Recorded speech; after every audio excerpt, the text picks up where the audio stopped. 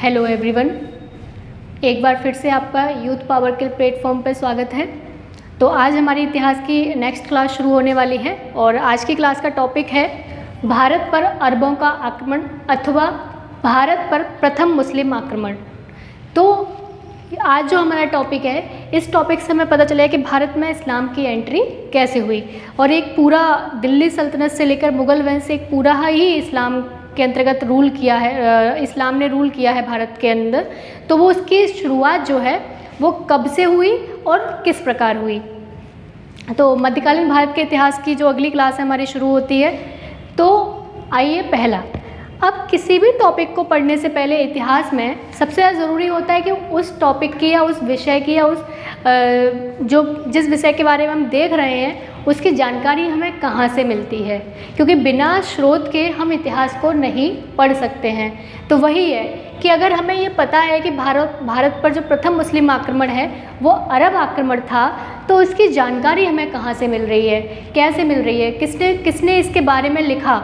तो जो इसके मेनली स्रोत हैं वो स्रोत हैं, एक तो हमें राजपूत जो अभिलेख हैं वहाँ से पता चलता है अरब आक्रमण के बारे में। दूसरा एक अल विदादुरी हैं, उनकी एक किताब है किताब फुतूह अल बलदान, जिससे हमें अरब आक्रमण के बारे में पता चलता है। तथा एक अज्ञात लेखक हैं जिनकी किताब है चचनामा, यानी कि ये एक अरबी भाषा में लिखी गई किताब है, लेकिन इस किताब के जो लेखक हैं उनके बारे में हमें नहीं पता है अभी तक। तो कहा जाता है ये गुमनाम लेखक हैं। तो इनकी जो किताब है चचनामा, इससे हमें बेसिकली जो सिंध पे उस समय जो राजा दाहिर हैं उनके वंश का, उनसे पहले जो एक शूद्र वंश था उसके बारे में संक्षिप्त ब्यौरा मिलता है और अरब आक्रमण के बारे में हमें चचनामा से भी पता चलता है। तो मेनली इसके 3 स्रोत हैं, राजपूत अभिलेख, विदादुरू की जो पुस्तक है वो है किताब फुतूह अल बलदान तथा अरबी ग्रंथ चचनामा। अब हम बात करेंगे आगे बढ़ते हुए कि आखिर अरब आक्रमण कोई भी कहीं भी ऐसे ही आक्रमण नहीं कर देगा, किसी भी चीज़ का कारण होता है। तो वैसे ही सिंध विजय जो था वो आकस्मिक घटना नहीं थी कि अचानक से आक्रमण हुआ और जो है सिंध विजय हो गई। इसका एक इतिहास में काफ़ी गहरा राज छुपा हुआ है और वो राज है कि अरब व्यापारी भारत में व्यापार करते थे, पहले से ही व्यापार करते थे और जो मेनली व्यापार होता था उनका वो मालाबार तट से होता था।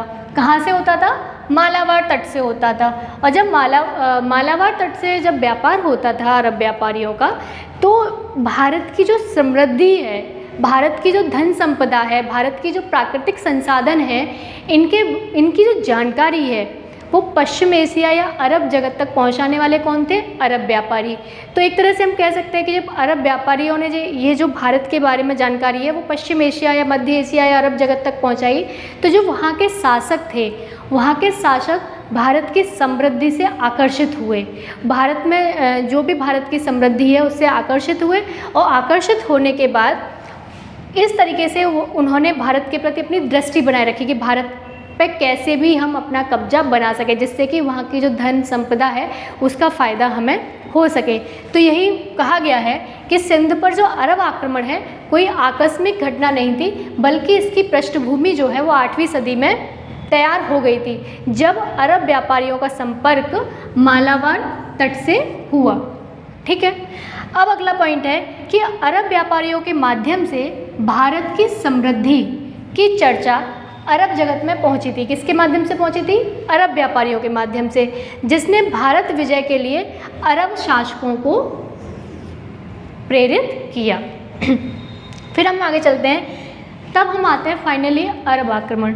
तो लगभग 712 ईस्वी में इराक के शासक, कुछ किताबों में इराक के शासक लिखा हुआ है, कुछ किताबों में अरब के गवर्नर लिखा हुआ है। तो कोई भी लिखा हो, चाहे इराक का शासक लिखा हो या अरब का गवर्नर लिखा हो, दोनों ही सही हैं। तो इराक के शासक अथवा अरब के गवर्नर अल हज्जाज ने, क्या नाम है इनका?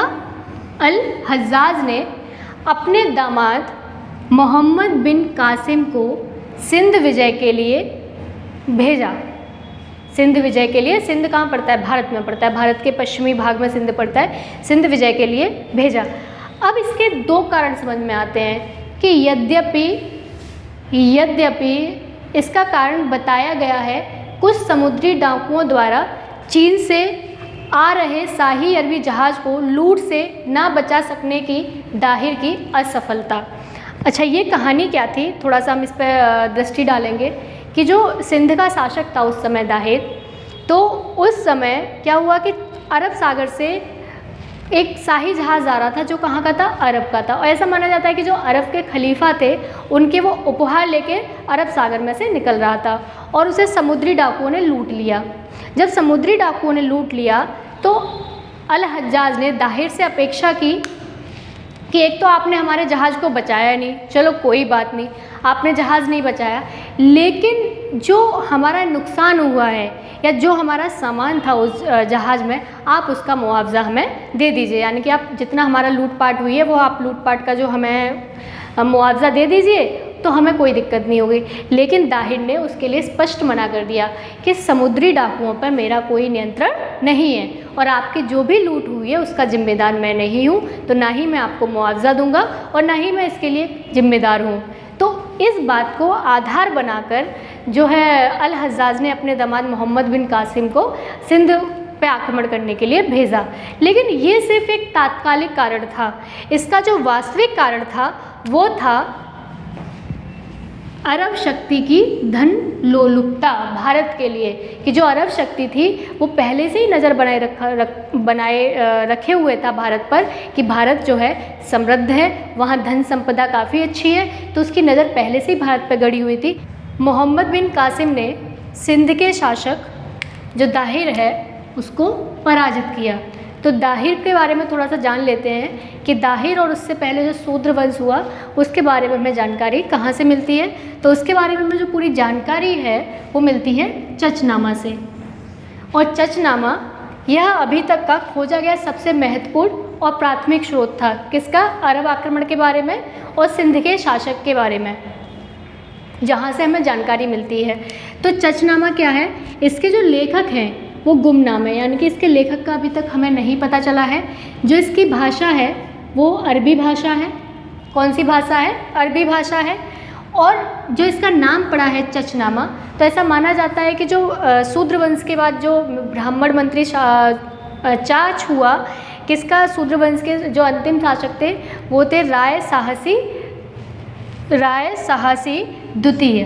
तो राय साहसी द्वितीय के बाद जो उनका ब्राह्मण मंत्री चाच था उसने उनकी गद्दी को हत्या लिया था। तो ऐसा माना जाता है कि चाच के ही नाम पर ये चचनामा जो है इसका नाम पड़ा है। अब चचनामा का जो फारसी अनुवाद है, इसका जो प्रारंभिक भाषा थी वो थी अरबी भाषा में इसको लिखा गया था, लेकिन इसका जो फारसी में अनुवाद किया गया वो किया है मोहम्मद अली बिन अबू बक्र कुफ़ी। मोहम्मद अली बिन अबू बक्र कुफ़ी ने इसका फ़ारसी में अनुवाद किया। तो कभी क्वेश्चन बन जाता है कि चचनामा का फ़ारसी अनुवाद करने वाले व्यक्ति कौन थे? तो वो थे मोहम्मद अली बिन अबू बक्र कुफ़ी, जिन्होंने इसका फ़ारसी में अनुवाद किया है। किसका? चचनामा का। और किसके समय पे ये अनुवाद किया गया? ये नसरुद्दीन कुबाचा के समय पे अनुवाद किया गया। और नसरुद्दीन कुबाचा जो था वो मोहम्मद गौरी के 3 प्रमुख जो गुलाम थे उनमें से एक था। 3 कौन कौन से थे? एक तो कुतुबुद्दीन ऐबक था, एक नसरुद्दीन कुबाचा था, एक यालदौस था। तो उसमें से नसरुद्दीन कुबाचा को जो है मुल्तान और सिंध का क्षेत्र मिला था। गवर्नर के रूप में उसकी यहाँ पे मुल्तान और सिंध में नियुक्ति हुई थी। तो इसी के समय में चचनामा का जो है वो फ़ारसी में अनुवाद किया गया। और फ़ारसी में जो अनुवाद इसका किया था वो था मोहम्मद अली बिन अबू बक्र कुफ़ी ने। अब जो चचनामा है वो सिंध के शूद्र वंश का संक्षिप्त ब्यौरा देता है, यानी संक्षिप्त में बताता है कि शूद्र वंश क्या का जो शासक था वो कौन था और जिसके अंतिम शासक हुए थे, शूद्र वंश के अंतिम शासक हुए थे राय साहसी द्वितीय। और राय साहसी द्वितीय की मृत्यु के बाद जो राजगद्दी है उसको उनके ब्राह्मण मंत्री चाच ने हत्या लिया। अब इसने गद्दी तो हत्या ली, लेकिन जब गद्दी को हम हत्या लेते हैं तो सबसे बड़ा जो हमें समर्थन चाहिए होता है वो जनता का चाहिए होता है, और जनता का समर्थन चाच को प्राप्त नहीं था। तो अपनी वैधता को स्वीकार करवाने के लिए चाच ने क्या किया कि जो राय साहसी द्वितीय थे उनकी जो विधवा रानी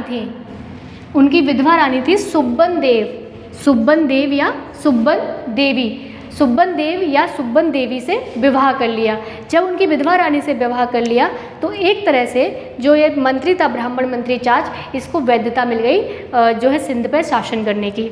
एक तरह से जनता ने इसको वैध रूप से स्वीकार कर लिया, लेकिन पूरी तरह से फिर भी स्वीकार नहीं किया। उत्तराधिकार का जो युद्ध था वो चलता रहा, वहाँ की राजनीतिक जो अस्थिरता थी वो बढ़ गई, लेकिन फिर भी उसने एक तरह से ये कोशिश की कि अगर मैं उनकी विधवा रानी से विवाह कर लूँगा तो मुझे वैधता प्राप्त हो जाएगी एक तरह से शासक के रूप में।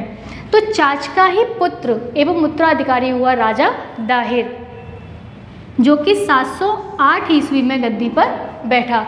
और 708 ईस्वी में राजा दाहिर गद्दी पर बैठा, उसी के समय में, मतलब राजा दाहिर के ही समय में अरब आक्रमण हुआ सिंध पर, जिसे प्रथम मुस्लिम आक्रमण भी कहा जाता है। दाहिर के ही समय में जो सिंध पर जो था वो आक्रमण हुआ था अरबों का।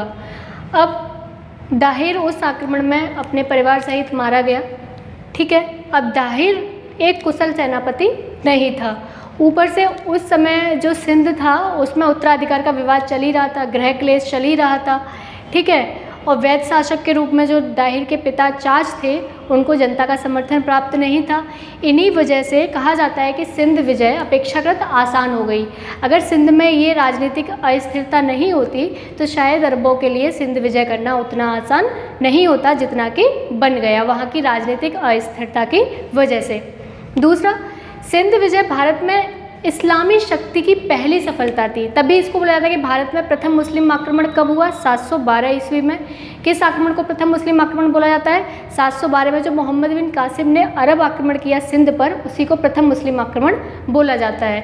तो सिंध विजय भारत में इस्लामी शक्ति की पहली सफलता थी, लेकिन भारत की मुख्य भूमि पर यानी कि भारत के केंद्रीय भाग पर ये अपना प्रसार नहीं कर पाए या प्रसार करने में असफल रहे, जिसका जो रीज़न था वो ये था कि भारत में जो केंद्रीय भारत था उसकी जो कुछ उसमें जो महत्वपूर्ण शक्तियाँ थी, जैसे कश्मीर में ललितादित्य मुक्तापीठ, पश्चिमी भारत में गुर्जर प्रतिहार, राष्ट्रकूट, चालुक्य, ये जो लोग थे वो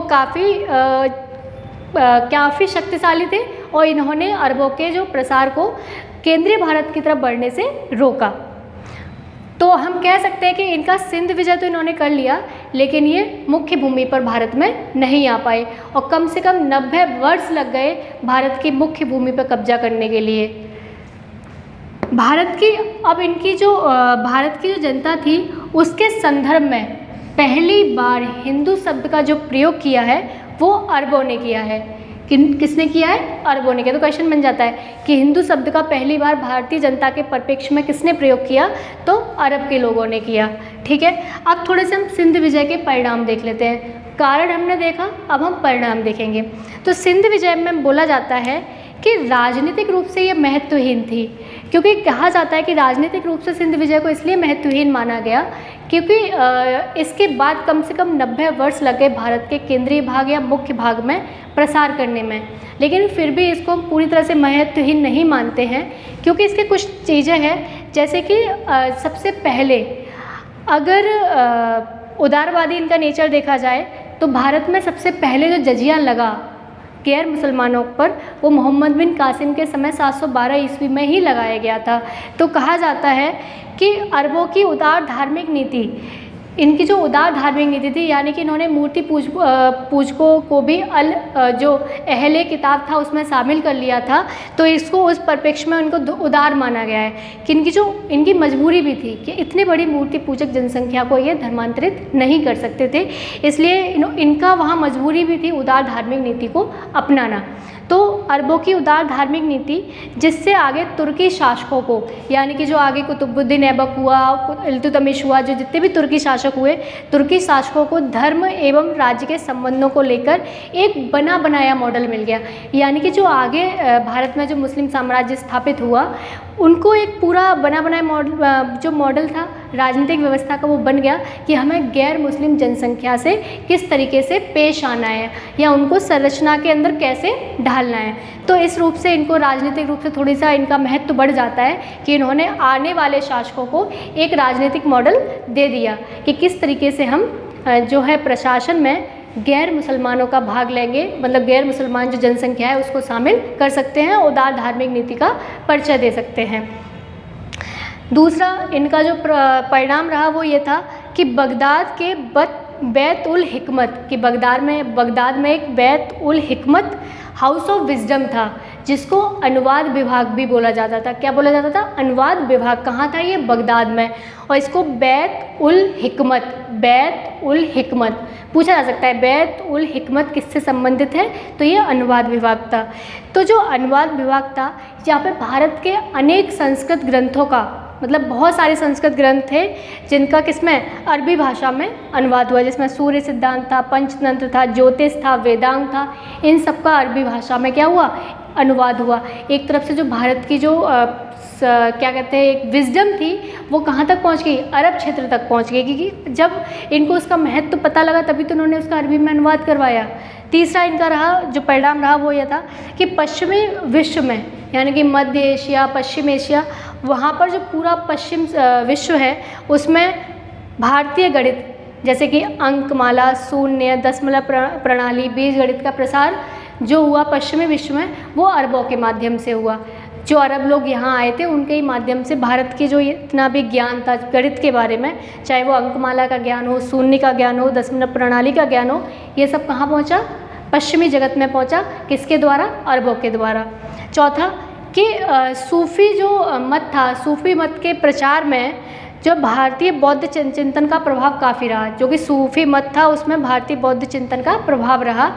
और सिंध विजय के पश्चात बहुत से जो सूफ़ी संत थे वो पंजाब, सिंध और अन्य क्षेत्रों में स्थापित हो गए, और वहाँ जाके उन्होंने इस्लाम का एक उदार चेहरा, एक मानवीय चेहरा समाज के सामने प्रस्तुत किया कि इस्लाम क्या कहते हैं, जिस तरीके से कट्टरपन इस्लाम में है वो उतना नहीं है। तो ये जो इस्लाम को उदार बनाया है, इसमें जो बहुत ज़्यादा योगदान सूफ़ी संतों का रहा है। तो कहा जाता है कि सूफ़ी संतों ने इस्लाम का मानवीय चेहरा लोगों के सामने प्रस्तुत किया। और पाँचवा है कि जो अरब के लोग थे उन्होंने एक तरह से भारत के सांस्कृतिक राजदूत की भूमिका निभाई है, यानी कि भारत की जितनी भी संस्कृति है उसको पश्चिमी जगत तक पहुंचाने का काम किसने किया है? अरबों ने किया है। तो मेनली ये 4-5 प्रभाव रहे। एक तो हमारी जो विजडम है, हमारे जो जितने भी ग्रंथ रहे संस्कृत के, वो पश्चिमी जगत तक पहुँचे। हमारा गणित का ज्ञान, शून्य, अंकमाला और बीजगणित का ज्ञान कहाँ तक पहुँचा? पश्चिम तक पहुँचा। किसकी वजह से? अरब के लोगों की वजह से। तो यहाँ पे आज हमने पूरा ये पढ़ा भारत पर अरबों का आक्रमण और उसका प्रभाव क्या रहा, और इसे भारत पर प्रथम मुस्लिम आक्रमण भी बोला जाता है। तो मेनली जितने सवाल इस टॉपिक से निकल सकते हैं उतने फैक्ट मैंने इसमें कवर किए हैं। और जहाँ तक मैं श्योर हूँ कि जो भी मैं कंटेंट तैयार करती हूँ उसमें जो फैक्ट हैं वो बहुत कोशिश करती हूँ कोई भी फैक्ट गलत ना हो। तो जितने भी क्वेश्चन अरब विजय से या प्रथम मुस्लिम आक्रमण से बन सकते हैं वो मैंने इस आज के लेक्चर में कवर करने की कोशिश की है। अगर आपको ये लेक्चर पसंद आता है, मेरा कंटेंट पसंद आता है, तो प्लीज़ इसको सब्सक्राइब करें, शेयर करें, कमेंट करें, और थोड़ा सा मेरा प्रोत्साहन भी इससे बढ़ेगा, जिससे कि मैं आपके सामने और अच्छा कंटेंट प्रस्तुत कर पाऊँगी। जितने भी वन डे एग्ज़ाम हैं, चाहे वो पैट का हो और जितने भी UPSSC करवाता है उसके हो, जितने भी वन डे एग्ज़ाम हैं जिसमें 1 लाइनर क्वेश्चन आते हैं, उसमें मेरा जो इतिहास का कंटेंट है वहाँ से क्वेश्चन आपका नहीं छूटेगा, ये मेरी गारंटी है। वैसे तो बहुत सारे लोग लूसेंट को रिकमेंड करते हैं किसी भी वनडे एग्ज़ाम के लिए कि आप उसको एक बार पढ़ लीजिए, लेकिन जब आप मेरा कंटेंट पढ़ने के बाद लूसेंट में जाके इतिहास पढ़ेंगे तो आपको इतिहास में एक क्रमबद्धता है वो दिखाई देगी। तो मेरा पूरा प्रयास रहेगा कि आपको जो इतिहास है वो क्रमबद्धता के साथ मैं समझाऊं, और जिससे कि उसको सरल भाषा में प्रस्तुत करूँ एक कहानी की तरह, जिससे कि लोगों को समझने में, पढ़ने में, फैक्ट को याद करने में आसानी रहे। एक्चुअली मैं थोड़ा सा कॉन्सेप्ट डेवलप करने की कोशिश कर रही हूँ, किस तरीके से चीज़ें आगे बढ़ी, जिस वजह से क्या है कि फैक्ट तो आप किसी भी नोट से पढ़ेंगे, कहीं से भी पढ़ेंगे, किसी भी किताब से, फैक्ट तो आप उसमें अरेंज कर लेंगे, लेकिन जो कॉन्सेप्ट है, जो क्रमबद्धता है, वो किताबों से आप डेवलप नहीं कर पाएंगे। तो मेरा पूरा प्रयास है कि फैक्ट अगर मेरा 1-2 छूट भी जाता है तो कोई दिक्कत नहीं है, लेकिन आप यहाँ से कॉन्सेप्ट डेवलप करने की कोशिश कीजिए कि किस तरीके से भारत में जो इतिहास है हमारा वो किस तरीके से आगे बढ़ा। तो आज की क्लास को यहीं पे समाप्त करते हैं। तो आप सभी का बहुत बहुत धन्यवाद इस चैनल को सब्सक्राइब करने के लिए, इसको इतना प्रोत्साहन देने के लिए। तो आगे भी मैं आपसे अपेक्षा करूँगी कि आप इसी तरीके से मेरा जो है मनोबल बढ़ाते रहें। तो आप सभी का बहुत बहुत धन्यवाद।